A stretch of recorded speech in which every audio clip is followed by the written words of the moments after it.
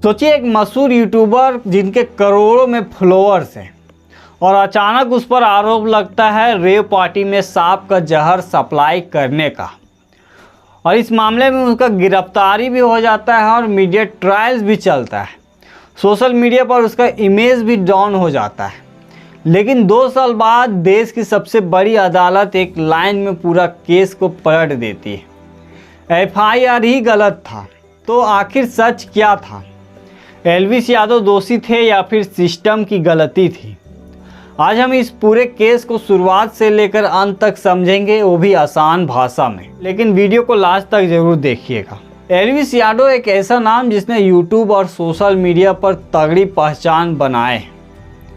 Comedy videos और blogs और खासकर देसी हरियाणवी स्टाइल में उनका बहुत ही ज़्यादा पॉपुलैरिटी है।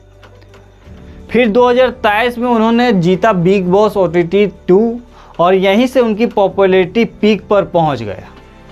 लेकिन इस पॉपुलैरिटी के साथ कंट्रोवर्सी भी जुड़ गया। नवंबर 2023 नोएडा में एक FIR दर्ज होता है और आरोप सुनकर आप भी चौंक जाएंगे।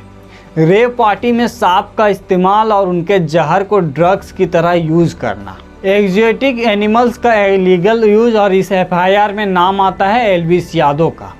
ये मामला अचानक मीडिया में एक्सप्लोड कर जाता है क्योंकि नाम बहुत बड़ा था।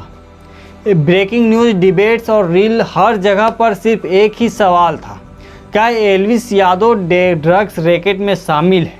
अब मार्च 2024 में नोएडा पुलिस एक्शन लेती है और एल्विस यादव को गिरफ्तार कर लिया जाता है। NDPS और वाइल्ड लाइफ प्रोटेक्शन एक्ट और कई गंभीर धाराएं लगाई जाती है और अब सिचुएशन पूरी तरह से बदल जाती है। उनके चाहने वाले शौक हो जाते हैं और क्रिटिसाइज एग्रेसिव हो जाता है। मीडिया लगातार प्रेशर बना रही थी। कुछ लोग उन्हें दोषी मान चुके थे और कुछ लोग इसे टारगेटिंग बता रहे थे। एल्विस यादव और उनकी टीम लगातार एक ही बात कहते रहे, हमारे खिलाफ कोई भी ठोस सबूत नहीं है, ना कोई वेनम मिला है, ना डायरेक्ट लिंक।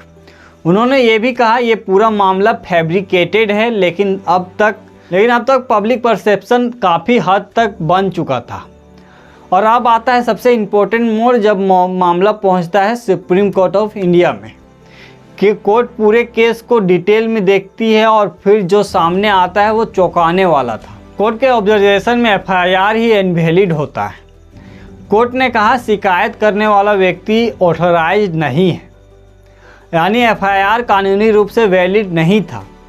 NDPS एक्ट लागू नहीं होता। जिस सब्सटेंस की बात हो रही थी वो NDPS एक्ट में आता ही नहीं था।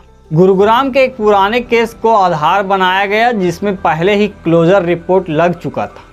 मतलब साफ है पूरा केस लीगल ग्राउंड पर टिक ही नहीं पाया और इसी वजह से सुप्रीम कोर्ट ने FIR को क्वाश कर दिया और सभी क्रिमिनल प्रोसीडिंग खत्म कर दिए। यानी एल्विस यादव इस केस में पूरी तरह से फ्री हो गए।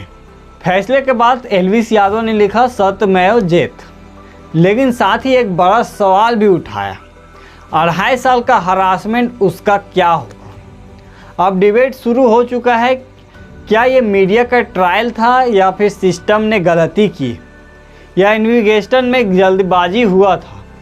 तो दोस्तों ये मामला सिर्फ एक यूट्यूबर का नहीं, ये मामला कानून का और सनसनी का है। मीडिया बनाम सच्चाई का है, रिपोर्टेशन वर्सेस रियलिटी का है।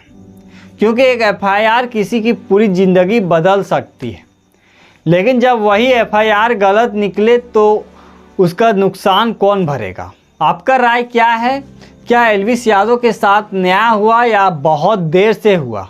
कमेंट में ज़रूर बताइएगा और ऐसे ही खबरों के लिए चैनल को सब्सक्राइब कर लीजिए। वीडियो को लाइक करके अपने दोस्तों के पास शेयर ज़रूर कीजिएगा। मिलते हैं अगली वीडियो में।